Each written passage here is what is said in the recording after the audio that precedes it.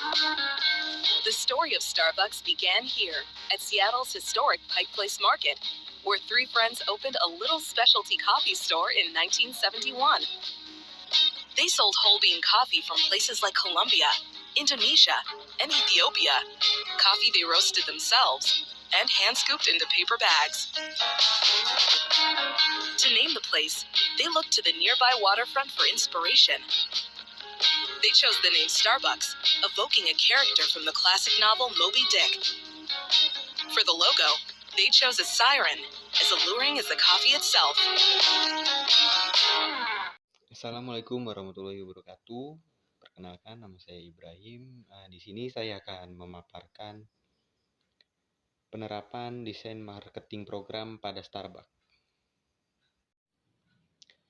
Starbucks didirikan pada tahun 1971 di Seattle sebagai pemanggang dan pengecer biji kopi setempat. Starbucks meluas dengan cepat pada tahun 1990-an. Starbucks membuka kedai baru setiap hari kerja. Satu tahap yang terus dilanjutkan sampai tahun 2000-an. Starbucks Coffee Indonesia membuka gerai pertamanya di Plaza Indonesia pada tanggal 17 Mei 2022. Pada Januari 2018, Starbucks Coffee Indonesia kini mempunyai gerai di 326 lokasi berbeda di seluruh kota besar. Nah, dilihat dari produknya, Starbucks terus berinovasi dalam produk mereka untuk menangkap lebih banyak pasar minuman. Perusahaan menambahkan atau memodifikasi lini produk untuk memperluas jangkauan pasar dan meningkatkan pangsa pasar. Berikut ini adalah kategori utama dari produk Starbucks. Yang pertama itu ya tentunya ada kopi, ada teh, makanan panggang, frappuccino, smoothie, makanan dan minuman lainnya. Produk campuran dari Starbucks adalah hasil inovasi bisnis selama bertahun-tahun. Misalnya, perusahaan menambahkan lini frappuccino setelah mengakuisisi The Coffee Connection pada tahun 1994. Proyek ini juga memiliki proses inovasi produk yang berkelanjutan dan bertujuan untuk menyediakan produk baru untuk menarik dan memelihara lebih banyak pelanggan. Terutama proyek ini harus menarik berbagai macam pelanggan di pasar internasional. Oleh karena itu, bagian dari campuran pemasaran, Starbucks ini mencakup minuman, makanan, dan produk yang dirancang dengan hati-hati untuk memenuhi kebutuhan dan preferensi konsumen target di seluruh dunia. Nah, Starbucks ini selalu menempatkan posisi mereka sebagai sebuah brand premium yang mengandalkan kualitas dari cita rasa kopi yang unik. Akan tetapi, mereka tidak hanya menawarkan produk dalam bentuk kopi saja, namun juga fasilitas tempat yang nyaman. Tanpa sadar, Starbucks ternyata sangat peduli dengan kenyamanan pelanggan mereka. Untuk itu, mereka membuat sebuah toko kopi secara mewah dengan standar kualitas tertentu. Dengan begitu, pelanggan selalu meninggalkan kesan yang baik ketika menutup pintu untuk keluar dari toko. Assalamualaikum warahmatullahi wabarakatuh. Saya Pratiwi Rizka Laminullah. Yang kedua ada harga.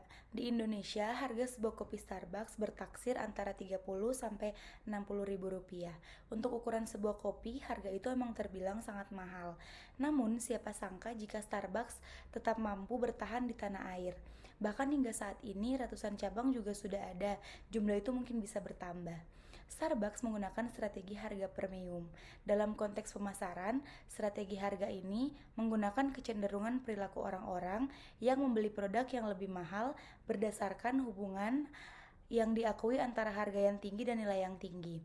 Produk kopi perusahaan lebih mahal daripada kebanyakan produk pesaing, seperti McDonald's Premium Roast. Strategi harga ini membuat Starbucks mempertahankan citra produk khusus kelas atas. Namun demikian, perusahaan ini berusaha untuk mengembangkan produk berkualitas tinggi dan menyediakan pengalaman-pengalaman yang memuaskan di kedai kopi.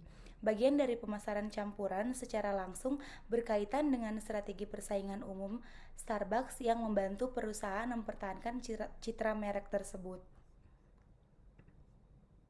Yang ketiga, strategi distribusi Starbucks. Meskipun kopi adalah salah satu volume perdagangan global tertinggi, pasar kopi sangat terfragmentasi.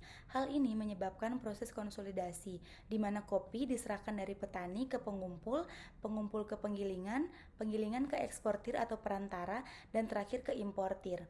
Importir atau perantara kemudian menjual ke kopi pemanggang dan produsen kopi pasar massal besar. Namun, Starbucks ingin menjaga kualitas kopinya dengan bekerja kembali pada rantai pasokan ke petani yang sebenarnya.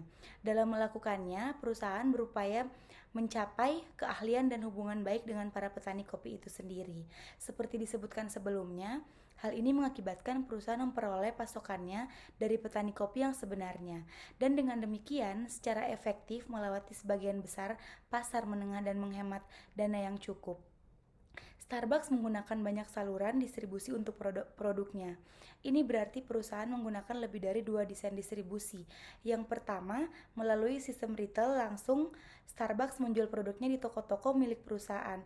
Mereka mengimpor dan mengelola kopi dan kemudian menjualnya dengan merek mereka sendiri di toko mereka sendiri.